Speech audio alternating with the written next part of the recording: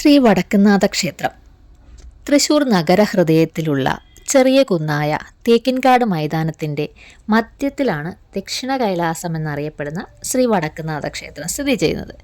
പുരാതന കേരളത്തിലെ 108 ശിവാലയ സ്തോത്രത്തിൽ ഒന്നാം സ്ഥാനം അലങ്കരിക്കുന്ന തൃശൂർ വടക്കുംനാഥ ക്ഷേത്രത്തെ ശ്രീമദ്ദക്ഷിണ കൈലാസം എന്നാണ് അതിൽ പ്രതിപാദിച്ചിരിക്കുന്നത്. ശിവൻ, പാർവതി, ശ്രീരാമൻ, ശങ്കരനാരായണൻ, മഹാഗണപതി എന്നിവരാണ് ഈ ക്ഷേത്രത്തിലെ പ്രധാന പ്രതിഷ്ഠകൾ. ശ്രീ വടക്കുംനാഥ ക്ഷേത്രത്തിന് തൃശ്ശൂരുമായി വളരെയധികം ചരിത്രപ്രധാനമായ ബന്ധമാണുള്ളത്. ശക്തൻ തമ്പുരാൻ്റെ കാലഘട്ടത്തിലാണ് ഈ ക്ഷേത്രം ഇന്നത്തെ രീതിയിൽ പുനർനിർമ്മിക്കപ്പെട്ടത്.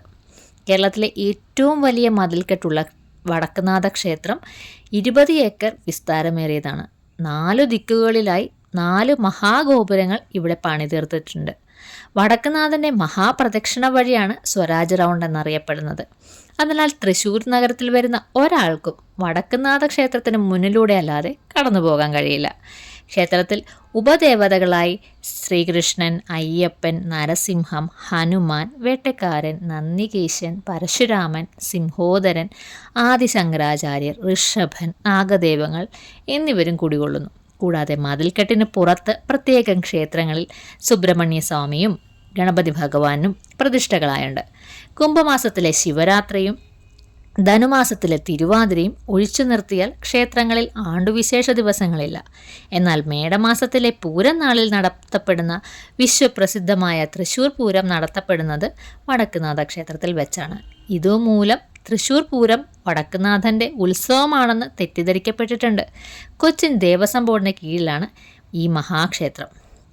21 വട്ടം ക്ഷത്രിയരെ കൂട്ടക്കൊല ചെയ്തതിൻ്റെ പ്രായശ്ചിത്തമായി പരശുരാമൻ തനിക്ക് ലഭിച്ച ഭൂമിയെല്ലാം ബ്രാഹ്മണർക്ക് ദാനം ചെയ്തു.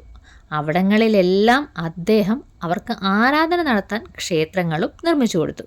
കൂട്ടത്തിൽ പ്രധാനപ്പെട്ടതായിരുന്നു അദ്ദേഹം തന്നെ മഴുവെറിഞ്ഞ് സൃഷ്ടിച്ച കേരളഭൂമി. കേരളത്തിൻ്റെ ബ്രാഹ്മണർക്ക് ആരാധന നടത്താനായി പരശുരാമൻ 108 ശിവക്ഷേത്രങ്ങളും 108 ദുർഗാക്ഷേത്രങ്ങളും 5 ശാസ്താക്ഷേത്രങ്ങളും ഏതാനും വിഷ്ണു ക്ഷേത്രങ്ങളും നിർമ്മിച്ചു കൊടുത്തു. അവയിൽ 108 ശിവക്ഷേത്രങ്ങളിൽ ഒന്നാം സ്ഥാനം അലങ്കരിക്കുന്ന തൃശ്ശൂർ വടക്കുംനാഥ ക്ഷേത്രത്തിന് പിന്നിലെ ഒരു ഐതിഹ്യം അതിങ്ങനെയാണ്. ഒരു ദിവസം കൈലാസത്തിലെത്തിയ പരശുരാമൻ താൻ പുതിയതായി നിർമ്മിച്ച ഭൂമിയെക്കുറിച്ച് ശിവഭഗവാനോട് സംസാരിക്കുകയും അവിടെ വാണരുളണമെന്ന് അഭ്യർത്ഥിക്കുകയും ചെയ്തു. എന്നാൽ ആദ്യം ശിവൻ വിസമ്മതിച്ചു. പിന്നീട് പാർവതി ദേവി അഭ്യർത്ഥിച്ചപ്പോൾ മാത്രമാണ് ഭഗവാൻ സമ്മതം മൂളിയത്. ഉടനെ തന്നെ ശിവപാർഷദന്മാരായ നന്ദികേശൻ, സിംഹോദരൻ, ഭൃംഗീരടി തുടങ്ങിയവരും ശിവപുത്രന്മാരായ ഗണപതിയും സുബ്രഹ്മണ്യനും അടക്കം കൈലാസവാസികളെല്ലാവരും കൂടി ഭാർഗവഭൂമിയിലേക്ക് പുറപ്പെട്ടു. അവർ ഭാർഗവഭൂമിയിൽ ഒരു സ്ഥലത്തെത്തിയപ്പോൾ പെട്ടെന്നൊരു സ്ഥലത്ത് വെച്ച് യാത്ര നിന്നു. അവിടെ ഒരു ഉഗ്ര തേജസ് കണ്ട പരശുരാമൻ പ്രതിഷ്ഠയ്ക്ക് ഏറ്റവും ഉചിതമായ സ്ഥലം അത് തന്നെയാണെന്ന് മനസ്സിലാക്കി. ഉടനെ തന്നെ അദ്ദേഹം ശിവനോട് അവിടെ കുടികൊള്ളണമെന്ന് അഭ്യർത്ഥിച്ചു.